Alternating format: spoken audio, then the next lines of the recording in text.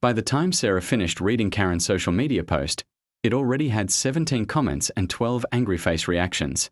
Her hands trembled as she scrolled through the responses, each one feeling like a knife to her chest. Typical rich people behavior. So sad for those poor kids. I always knew the Martinez family thought they were better than us. Children just wanted to swim and she calls the police? Heartless. What kind of monster denies kids access to water on a hot day? Sarah's vision blurred as she realized that Karen had completely rewritten the story. According to the post, Sarah had viciously screamed at 2 innocent children for swimming, called them criminals, and threatened to have them arrested. There was no mention of the broken lock, the months of trespassing, or the fact that Karen had never asked permission.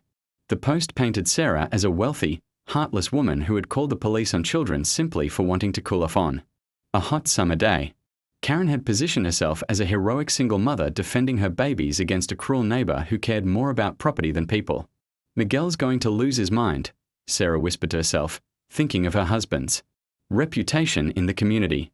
He coached Little League baseball and volunteered at the local food bank. This would destroy him. Her phone rang. Mrs. Chen from next door. Sarah, honey, I just saw the post. That woman is out of her mind. You believe me? Sarah's voice cracked. With relief. Of course I believe you. I've been watching those kids use your pool for months. I should have said something sooner, but I figured you knew and were just being nice. Everyone keeps saying that. How many people knew? Most of the street, I think. We all assumed you'd given them permission. Karen told everyone you were letting them swim while you were at work because you felt bad they couldn't afford camp. Sarah's stomach dropped. She told people I gave permission. She made it sound like you two had worked out some arrangement. Said you were being neighborly and community-minded.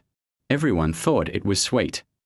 But I never, Mrs. Chen, I had no idea they were even in my yard until today. I know that now. But Sarah, you need to respond to that post. People are believing her version. Sarah hung up and opened her laptop, her fingers hovering over the keyboard. How do you explain something this complicated in a social media comment? How do you defend yourself without sounding defensive? Before she could type anything, her doorbell rang. Through the peephole, she saw her neighbor from 2 houses down, Janet Morrison, holding a casserole dish and wearing a concerned expression. Sarah opened the door cautiously. Hi, Janet. Sarah, I brought you some lasagna. I figured you might not feel like cooking after everything that happened today. That's very kind of you, but I'm not sure what you mean. Janet's face fell. Oh, honey. The whole neighborhood's talking about it. Karen posted about what happened. With her kids. And you believe her version. Well, I don't know what to believe. I've seen those children in your yard, and I always wondered if you knew. But Karen's saying you were horrible to them. Sarah stepped aside to let Janet in, her mind racing. If Janet was here with casserole and sympathy, she might be salvageable. Janet, can I show you something? Sarah led her to the living room and opened her laptop, pulling up the security footage. Janet's eyes widened as she watched Karen break through the gate at 2:17 a.m., then saw the children slip through the next morning. Oh my God, Janet breathed. She broke in. She broke my lock so her children could access my pool without my knowledge. They've been doing this every day for 3 months while I'm at work. But she told everyone you'd given permission. She said you felt sorry for them because they couldn't afford camp. I didn't even know they weren't really going to camp until today.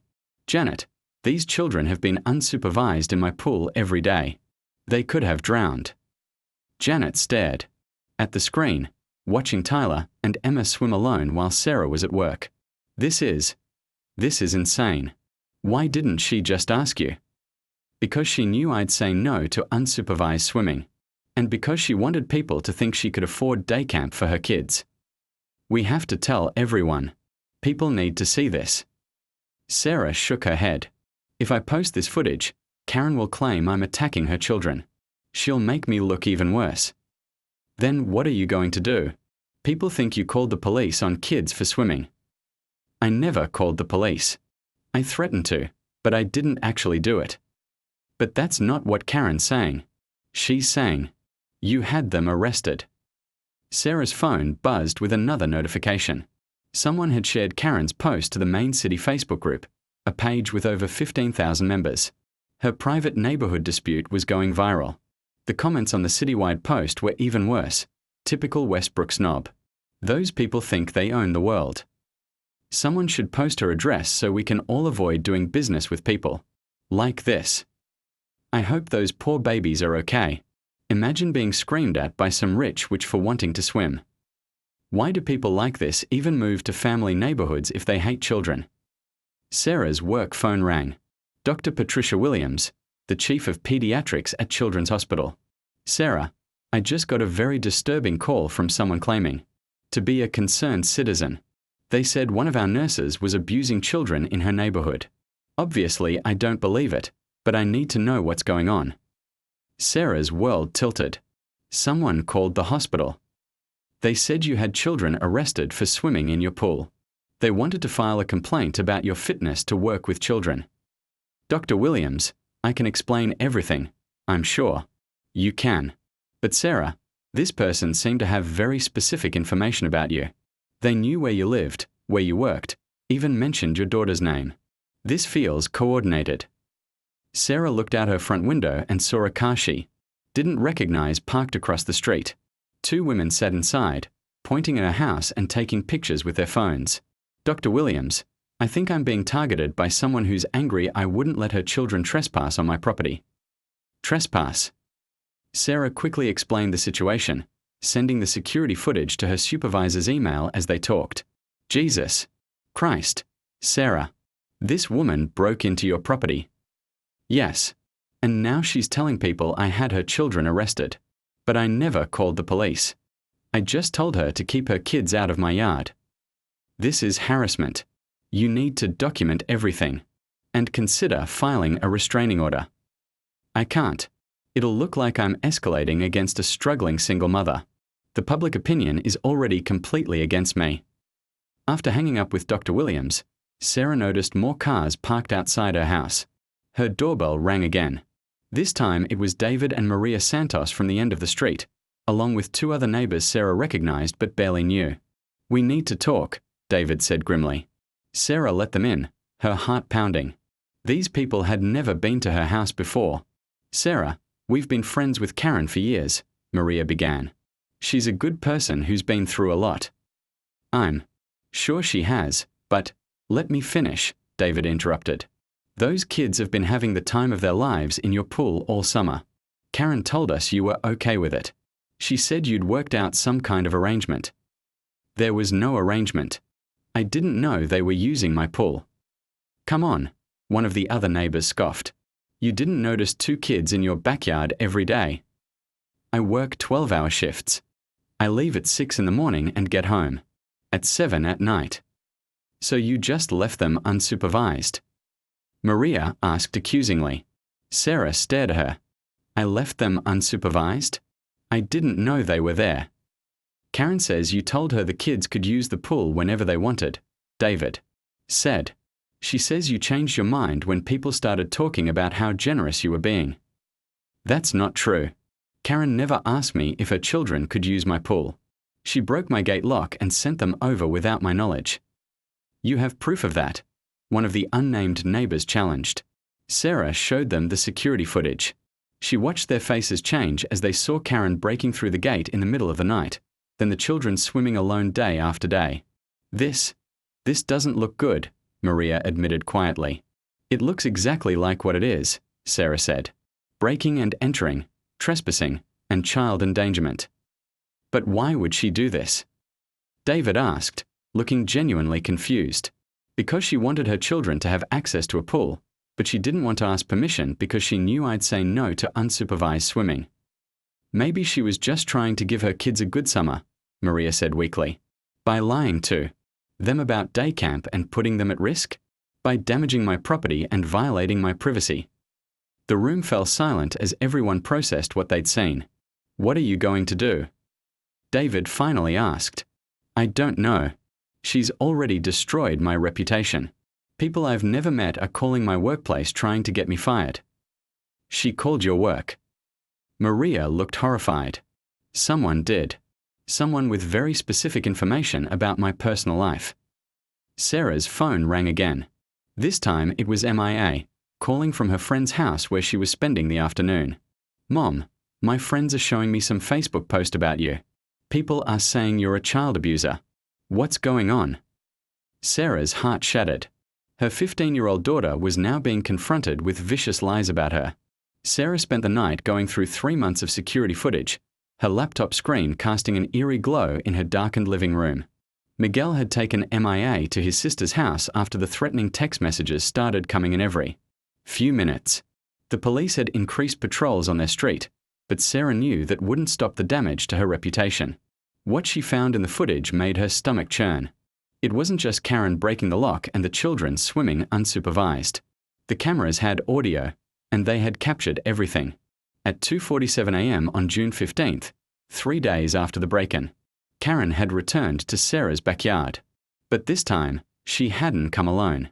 She'd brought Tyler and Emma, and Sarah watched in horror as Karen coached her children on exactly what to say if they were ever caught. If anyone asks, you tell them Mrs. Martinez said it was okay. Karen's voice came through clearly on the recording. You tell them she felt bad that we couldn't afford camp, so she said you could swim here during the day. But that's lying. Mom, Emma's small voice protested. It's not lying, baby. It's just stretching the truth. Mrs. Martinez has so much, and we have so little. She should share with her neighbors. We are just helping her be a better person. What if she gets mad? Tyler asked. She won't get mad, because she'll be too embarrassed to admit she didn't know you were here. Rich people hate looking stupid. In front of their neighbors. Sarah's hands clenched into fists as she watched Karen deliberately manipulate her own children into participating in her scheme. But it got worse. On July 2nd, the cameras caught Karen using the pool herself. She had stripped down to her underwear and taken a leisurely swim at 1:30 in the afternoon, right in the middle of Sarah's workday. She'd used Sarah's pool towels, helped herself to drinks from the mini-fridge on the patio, and even taken food. From the outdoor kitchen. The audio captured her on the phone with someone, laughing about her free pool membership. You should see this place, Ashley. It's like a resort. And the best part? The stuck-up nurse who owns it has no idea I'm here. She thinks she's so much better than everyone else, but I'm getting the last laugh. Sarah's vision blurred with rage. Karen hadn't just violated her property. She had turned it into her personal playground while mocking Sarah to her friends. But the most damning footage was from just 5 days ago. Karen had brought a friend over, a woman Sarah now recognized as Ashley Morrison, Janet's sister-in-law. They had both used the pool, drunk Sarah's wine, and discussed their plan to teach that entitled bitch a lesson. When she finally catches the kids, I'm going to turn it around on her, Karen had said, floating on one of Sarah's pool lounges. I'll make her look like the villain. I'll say she was cruel to innocent children. Everyone in this neighborhood already thinks she's stuck up anyway. What if she has cameras? Ashley had asked. She's a nurse, not a tech genius. And even if she does, what's she going to do? Post footage of children swimming? She'll look even worse. You're brilliant, Karen. She deserves everything she gets. Sarah sat back in her chair, her heart pounding. Karen had planned this entire scenario. She had deliberately orchestrated the confrontation, knowing exactly how she would spin it to make Sarah look like the aggressor. At 6 a.m., Sarah's doorbell rang. She peered through the peephole and saw Officer Martinez standing outside with a grim expression. Mrs. Martinez, I'm sorry to bother you so early, but we've had several complaints filed against you overnight. Anonymous tips claiming you're running some kind of illegal daycare, that you're neglecting children, that you're a danger to minors. Sarah opened the door, still in her pajamas. All from the same source. We can't prove that, but the timing is suspicious. The good news is that all the complaints are obviously false. Anyone can see you're not running a daycare. But the bad news is that each complaint requires a response and documentation.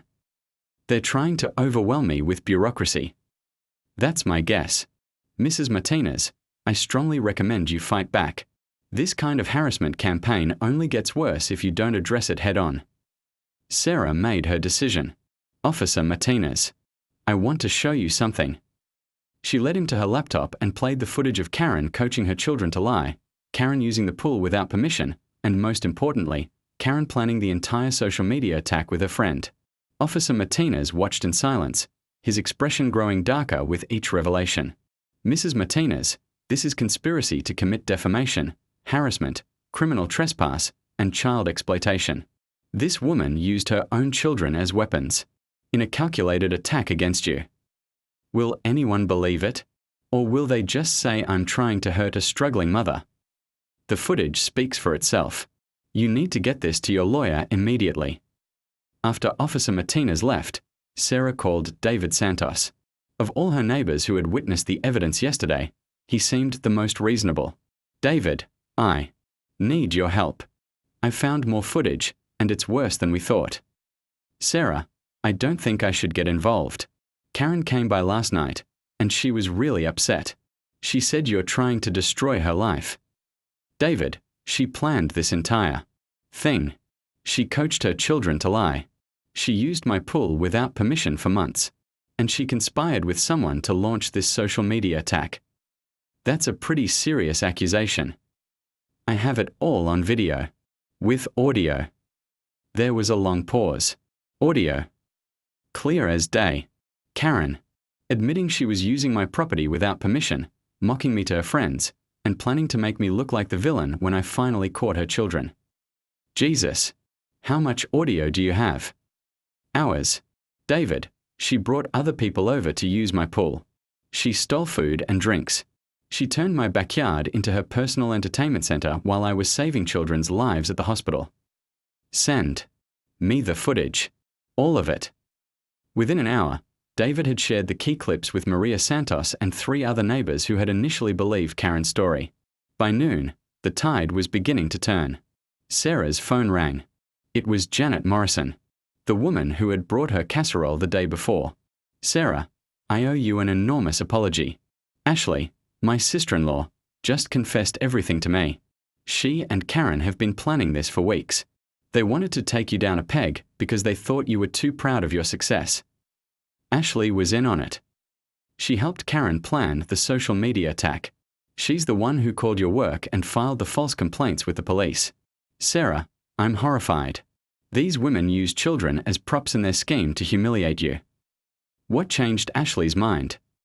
David showed her the footage of Karen planning the attack. Ashley realized she could go to jail for filing false police reports and harassment. She's terrified. Good. She should be. Sarah, Ashley wants to make a public apology. She wants to admit her role in spreading lies about you. Will Karen admit her lies too? That's where it gets complicated. Ashley says Karen is doubling down. She's telling people the footage is fake, that you somehow edited it to make her look bad. Sarah laughed bitterly. Of course she is. But here's the thing, people are starting to ask questions. When Ashley confesses publicly, it's going to make Karen look like either a liar or a fool. Either she was lying about you, or she was stupid enough to get manipulated by Ashley. Or both. Sarah, you need to post that footage. People need to see what really happened. That afternoon, Sarah created a comprehensive response to Karen's accusations. She uploaded edited highlights of the security footage, Karen breaking in, coaching her children to lie, using the pool without permission, and planning the social media attack. She included timestamps, clear audio, and a measured explanation of what had really happened. Her post began, 3 days ago, Karen Henderson posted accusations against me that have resulted in harassment, threats against my family, and attempts to get me fired from my job as a pediatric nurse. I didn't want to make this public, but the safety of my family requires that I share the truth. The response was immediate and overwhelming.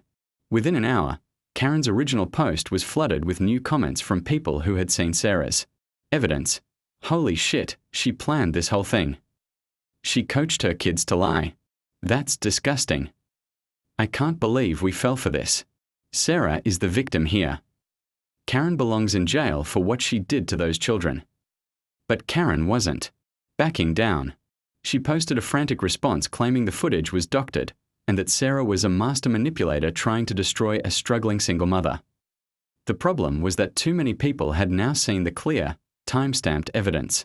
Karen's credibility was evaporating by the hour. Then Ashley Morrison posted her confession. I owe Sarah Martinez and this entire community an apology. I participated in a deliberate campaign to spread lies about a good woman who was trying to protect her property and ensure children's safety. Karen Henderson and I planned to damage Sarah's reputation because we were jealous of her success. I filed false police reports and helped spread malicious rumors. Sarah never mistreated any children. She never called police on children. She simply asked that children not swim unsupervised in her pool, which is completely reasonable. I am ashamed of my actions and I am cooperating with police to make this right. The neighborhood's social media exploded. People who had defended Karen just days before were now calling for her to be a. 3 days after Ashley's confession went public, Sarah found herself sitting in a conference room at the law offices of Morrison & Associates, no relation to the Morrisons in her neighborhood, watching her attorney review the mountain of evidence she'd compiled against Karen Henderson. Mrs. Martinez, I've handled a lot of harassment cases, but this is exceptionally well documented, attorney Rebecca Chen said, scrolling through the security footage for the 3rd time. We have breaking and entering, criminal mischief, theft, defamation, conspiracy, child endangerment, and filing false police reports. This woman has committed multiple felonies. What I want to know is how far this goes, Sarah said. Karen had help, and I don't think Ashley Morrison was her only accomplice. What makes you think that?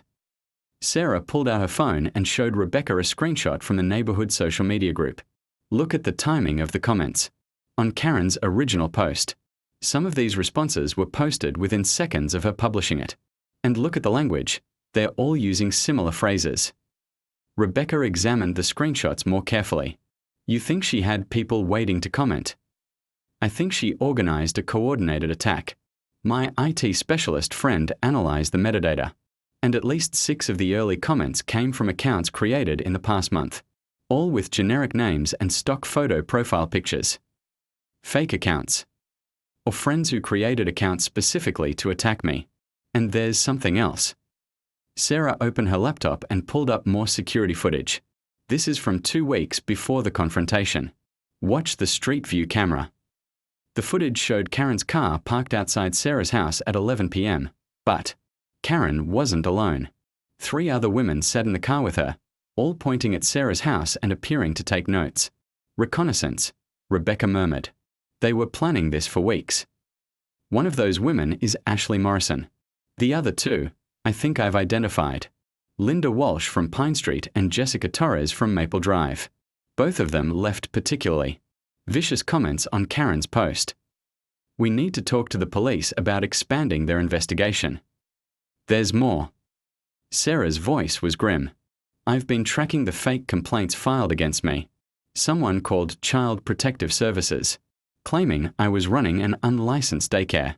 Someone called the health department claiming I had an unsafe pool. Someone called the IRS claiming I wasn't reporting income from my supposed daycare business. Rebecca's eyes widened. They were trying to destroy you completely. My job, my reputation, my finances, my family, everything. And the complaints were filed from different phone numbers but all contained the same specific personal information about me. Information that only someone who'd been watching my house would know. Like what? The complaint to CPS mentioned that my teenage daughter was frequently absent during the day because she's been staying at friends' houses since the harassment started. The health department complaint mentioned specific pool equipment that's only visible from inside my backyard. The IRS complaint included details about Miguel's work schedule and our mortgage payment. Rebecca set down her pen. This isn't just harassment. This is stalking. They've been surveilling you and your family for weeks, maybe months. Sarah's phone rang. It was Officer Martinez. Mrs. Martinez, I have some news. We executed a search warrant on Karen Henderson's house this morning. What did you find? Evidence of a conspiracy that goes much deeper than we thought. She had files on you and your family, your work schedules, your daughter's school activities, photographs of your house taken from multiple angles, even copies of your utility bills that someone stole from your mailbox. Sarah's blood ran cold. How did she get my utility bills? That's what we are trying to figure out. But Mrs. Martinez, we also found something else. Financial records showing payments from 3 other women to Karen Henderson, totaling almost $2,000. Payments for what? According to the bank records, consulting fees. It looks like Karen was being paid to orchestrate this harassment campaign. Against you. Sarah nearly dropped the phone. You're saying she was hired to destroy me? That's what the evidence suggests. We are bringing in Linda Walsh, Jessica Torres, and Brenda Phillips for questioning this afternoon. Sarah didn't recognize the third name. Who's Brenda Phillips? She lives on Oakwood Street, about 6 blocks from you. Ring any bells? Sarah thought for a moment, then it hit her. The school board meeting. 3 months ago, there was a heated discussion about rezoning the elementary school districts.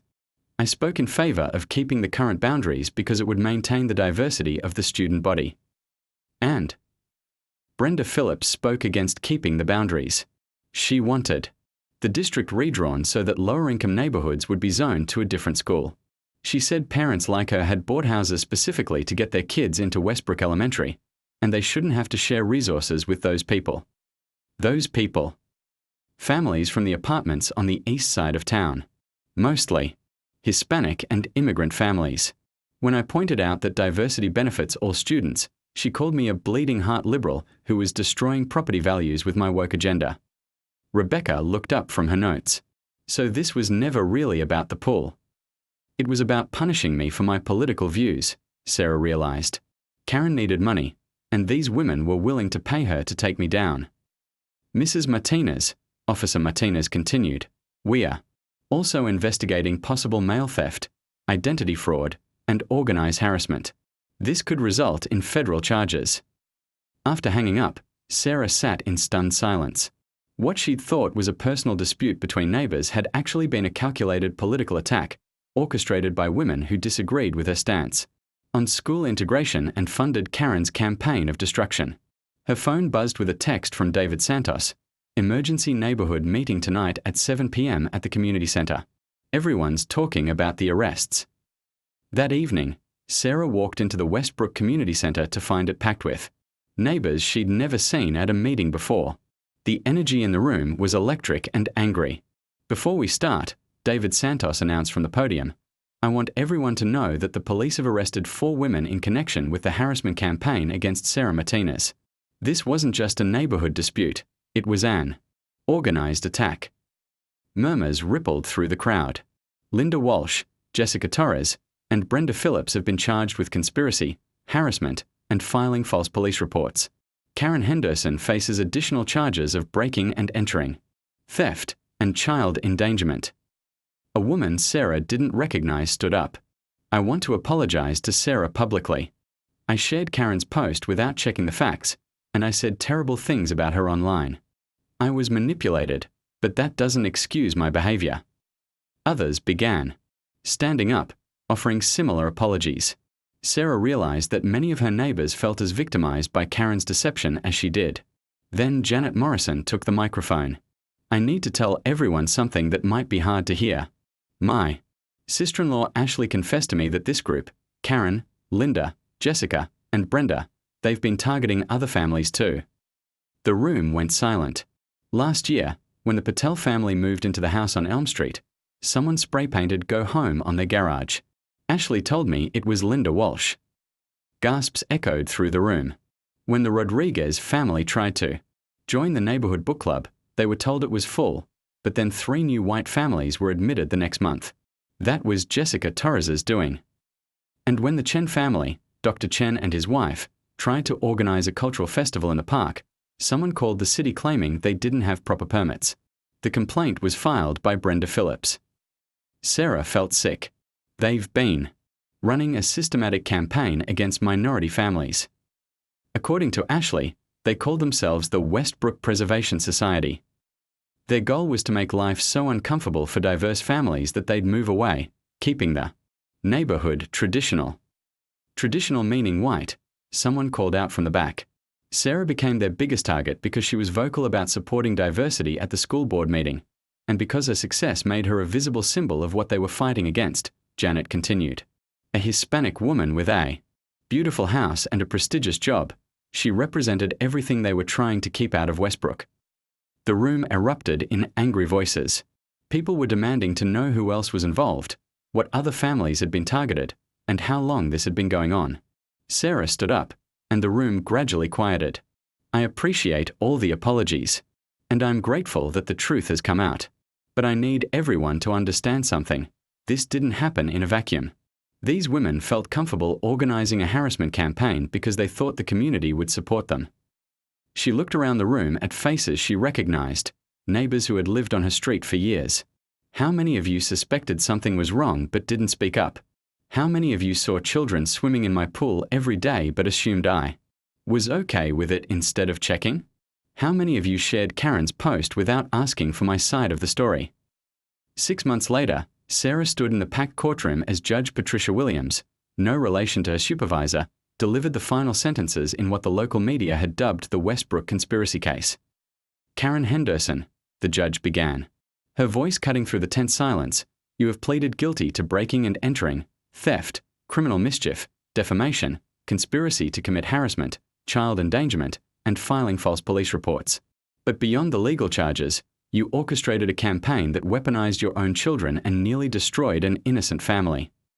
Karen, dressed in an orange jumpsuit and looking 20 years older than she had 6 months ago, kept her eyes fixed on the floor. The court sentences you to 3 years in state prison, with possibility of parole after 18 months, followed by 2 years of supervised probation. You are also ordered to pay $47,000 in restitution to the Martinez family for damages, legal fees, and emotional distress. Sarah felt Miguel squeeze her hand as Karen was led away in handcuffs, tears streaming down her face. Linda Walsh, Jessica Torres, and Brenda Phillips, Judge Williams continued. Your conspiracy to systematically harass minority families in your neighborhood represents one of the most calculated campaigns of domestic terrorism this court has seen. You paid Karen Henderson to do your dirty work while maintaining plausible deniability. The 3 women stood side by side, their expensive lawyers flanking them. They looked defiant even now. Each of you is sentenced to 18 months in county jail, 3 years probation, and $25,000 in restitution to the Martinez family. Additionally, you are each banned from using social media for the duration of your probation and required to complete 200 hours of community service with organizations serving immigrant and minority communities. Furthermore, the judge added, I am issuing permanent restraining orders prohibiting each of you from contacting the Martinez family or any of the other families you targeted. Any violation will result in immediate incarceration. As the conspirators were led away, Sarah felt a mixture of relief and sadness. Justice had been served, but the cost had been enormous. Tyler and Emma Henderson were now living with their grandmother in another state. Karen's mother had sold the Henderson house to pay for legal fees, and the children had been forced to leave the only home they'd ever known because of their mother's crimes. Sarah had started a college fund for both children with part of the restitution money. It was the least she could do for 2 kids whose lives had been shattered by their mother's hatred. Outside the courthouse, a crowd of reporters waited. Sarah had become something of a reluctant celebrity, her story sparking national conversations about neighborhood racism, social media manipulation, and the importance of community accountability. Mrs. Martinez, how do you feel about the sentences? A reporter called out. I feel like justice has been served, Sarah replied carefully. But I also feel sad that it came to this. 4 women chose hatred over community, and children have paid the price for their choices. What's next for your family? Sarah looked at Miguel and MIA, who had endured months of scrutiny and stress because of the conspiracy against them. We are staying in Westbrook, she said firmly. This is our home, and we are committed to helping our community heal from what happened. Some people are saying you should have handled this differently from the beginning. That you were too harsh. With the Henderson children. Sarah's jaw tightened. Even now, 6 months later, some people still blamed her for Karen's crimes. I protected children by not allowing them to swim unsupervised in my pool. That's what any responsible adult should do. The fact that some people still think I should have risked children's lives to avoid conflict shows how much work we still have to do as a community.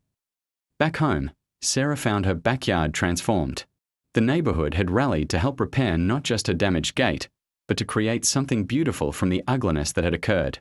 Her pool area now featured a memorial garden dedicated to community healing and understanding. Flowers donated by dozens of neighbors surrounded a small plaque that read, "In memory of trust broken and hope for trust rebuilt." But the most meaningful change was happening beyond her backyard.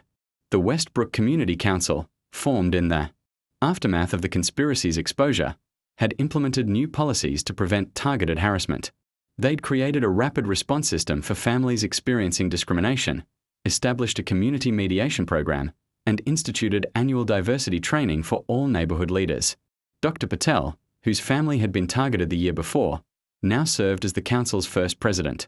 Sarah, he had told her at the previous month's meeting, "What happened to you was terrible, but it opened our eyes to what had been happening to families like mine for years. Your courage to fight back probably saved other families from the same treatment." Sarah's doorbell rang, interrupting her thoughts.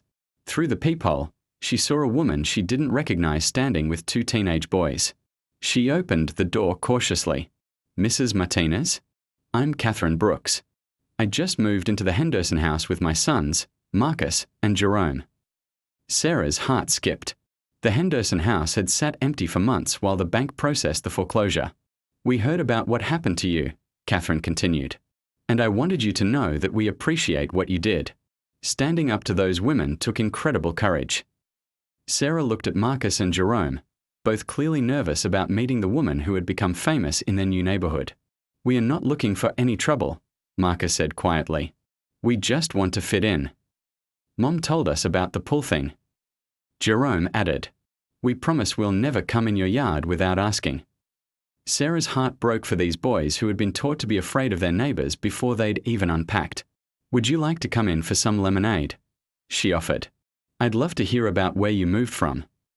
As Catherine and her sons settled into Sarah's living room, sharing stories about their move from Detroit and their hopes for a fresh start, Sarah realized that healing was possible.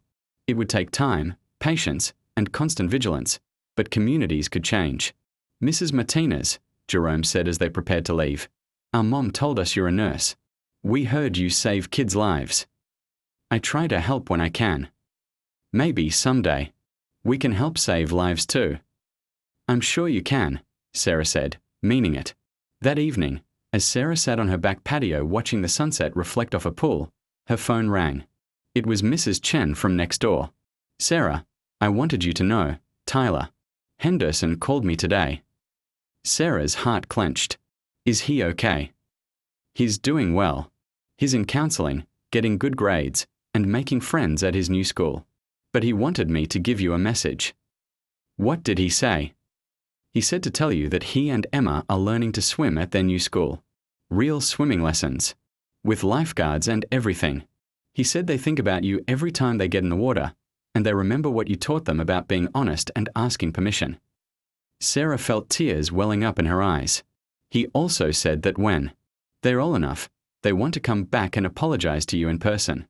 Not because anyone told them to, but because they understand now what their mother did to your family.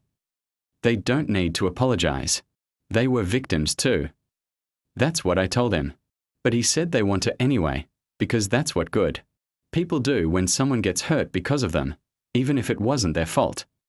After hanging up, Sarah looked out at her backyard, at the memorial garden, at the pool where children had once played in secret, at the gate that had been broken and rebuilt stronger than before.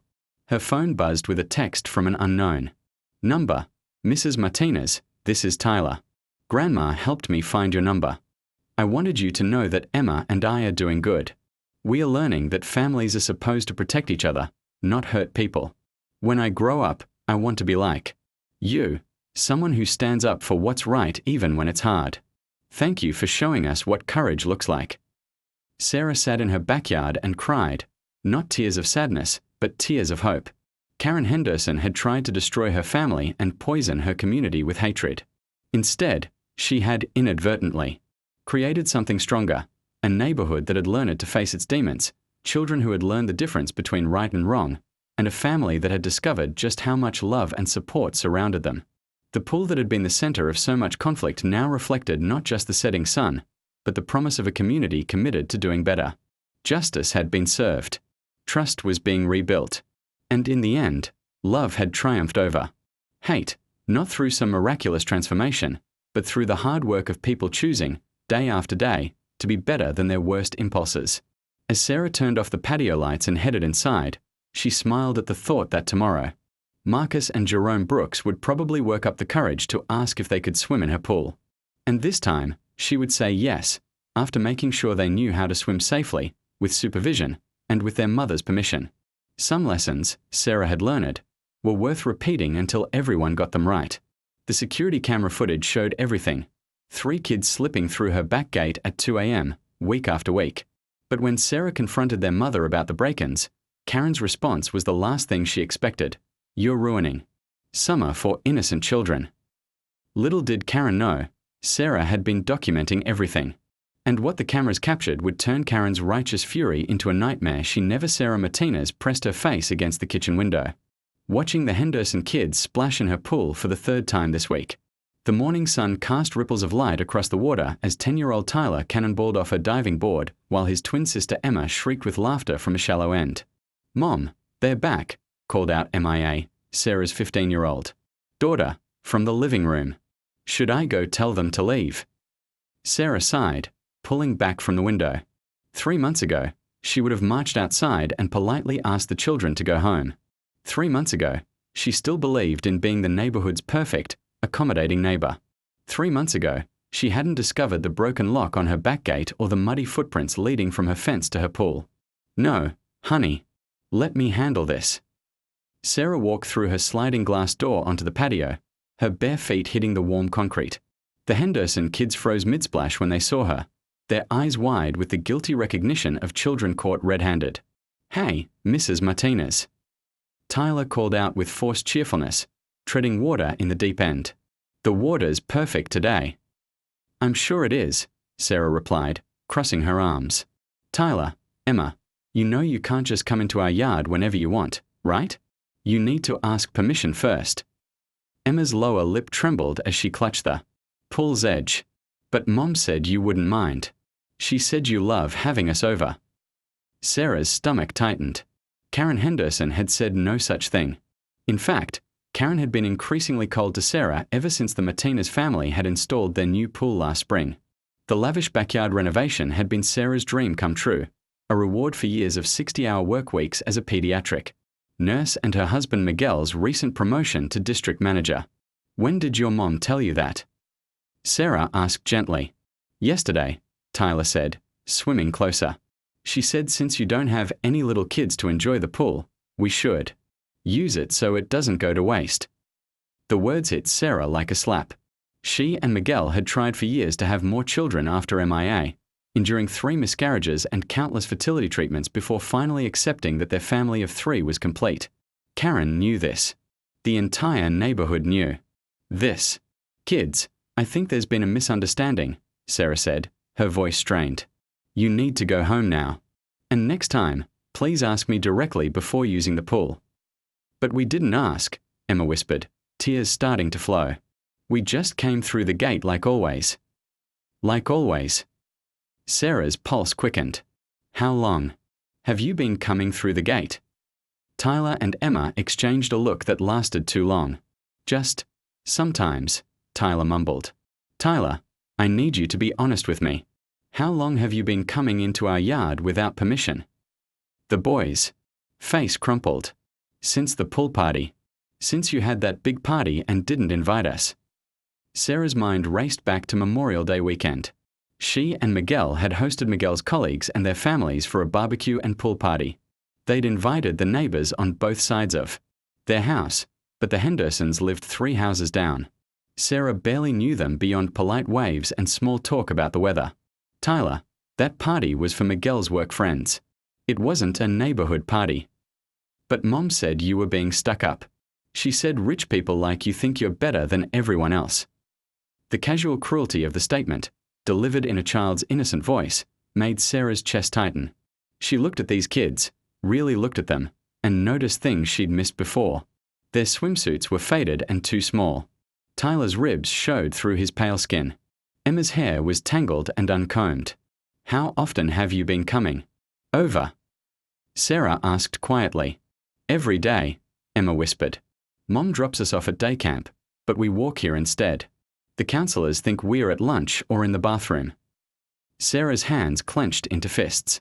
These children had been unsupervised in her pool, without her knowledge, while she was at work. The liability alone could have destroyed her family financially. But worse than that, they could have drowned. Does your mom know you're not at day camp? Both kids shook their heads. She picks us up at 3, Tyler said. We always make sure we are back by then. And you've been doing this every day for 3 months. Not weekends, Emma said helpfully. Just when you're at work. Sarah's legs felt weak. She sank into one of her patio chairs, watching these children who had been risking their lives in her pool every single day while she saved other people's children at the hospital. Kids, you could have drowned. Do you understand that? Swimming, without adults around, is incredibly dangerous. But we are good swimmers, Tyler protested. And we always have fun. We pretend it's our pool and we live in a mansion like you. The innocent comment broke Sarah's heart and infuriated her simultaneously. She pulled out her phone and scrolled to Karen Henderson's number. I'm calling your mother. No. Emma wailed. Please don't tell Mom. She'll be so mad. She should. Be mad. What you've been doing is dangerous and wrong. Sarah hit call and waited. Karen's voice came through after 4 rings, bright and fake cheerful. Sarah. What a surprise. What can I do for you? Karen. Your children are in my backyard. In my pool. Without permission. A pause. Oh, are they bothering you? I can come. Get them. Bothering me. Sarah's voice rose. Karen, they've been breaking into my yard every day for 3 months. They could have drowned. Breaking in. That's a bit dramatic, don't you think? They're just children playing in a pool. Sarah stared at the phone in disbelief. They've been trespassing on my property and swimming unsupervised while I'm at work. This is serious. Look, Sarah, I understand you're upset, but let's keep things in perspective. It's summer. Kids need somewhere to cool off. Not all of us can afford elaborate backyard setups. The passive-aggressive tone made Sarah's temple throb. That's not the point, Karen. The point is that you have this beautiful pool that sits empty most of the time while children in the neighborhood have nowhere to swim. I thought someone like you would be more community-minded. Someone like me. You know what I mean. You have so much. Would it kill you to share a little? Sarah looked at Tyler and Emma, who were still in her pool, listening to every word. Their faces showed a mixture of fear and confusion that made her heart ache. Karen, I need you to come get your children.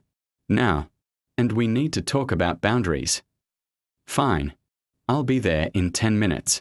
But honestly, Sarah, I'm disappointed. I thought you were different. The line went dead. Sarah stared at her phone, her hand shaking with a combination of anger and disbelief. Are we in trouble? Emma asked in a small voice. Sarah looked at the little girl's frightened face and felt her anger shift direction. These children weren't the problem. They were just kids doing what kids do when left unsupervised and given mixed messages by the adults in their lives. No, sweetheart. You're not in trouble. But you can't come over anymore without asking me first. And you need to tell your mom the truth about day camp. We can't, Tyler said, climbing out of the pool. Mom says day camp is too expensive, but she tells everyone we go. She says it makes us look normal. The pieces began clicking into place for Sarah. The Henderson kids weren't just unsupervised. They were being deliberately deceived about their own lives. Karen was using Sarah's pool as free childcare while maintaining the appearance of being able to afford summer activities for her children. Sarah's phone buzzed with a text message. She glanced down and saw it was from her neighbor directly next door, Mrs. Chen. Saw the Henderson kids in your yard again. Thought you should know. I've been seeing them there almost every day when you're at work. Wasn't sure if you knew. Sarah's stomach dropped. Mrs. Chen had been watching this happen and saying nothing. How many other neighbors knew? Another text came through, this one from the neighbor on her other side. Hey Sarah, just FYI, those kids from down the street have been using your pool daily. Figured you knew, but wanted to mention it just in case. The humiliation washed over her in waves. The entire neighborhood had been watching Karen's children treat her property like their personal playground, and everyone just assumed she was okay with it. 10 minutes later, Karen Henderson's dented Honda Civic pulled into Sarah's driveway. Karen emerged wearing yoga pants and a tank top that had seen better days, her blonde hair pulled back in a messy ponytail. She looked exactly like what she was, a struggling single mother trying to keep up appearances. But the expression on her face wasn't apologetic or embarrassed. It was defensive and angry. "Tyler, Emma, get out of that pool right now." Karen's voice carried across the yard. With sharp authority, the children scrambled out of the water, grabbing their towels from Sarah's patio furniture. Sarah noticed they had their own towels. They'd been planning this routine for months. Karen marched through Sarah's open back gate like she owned the place, her flip-flops slapping against the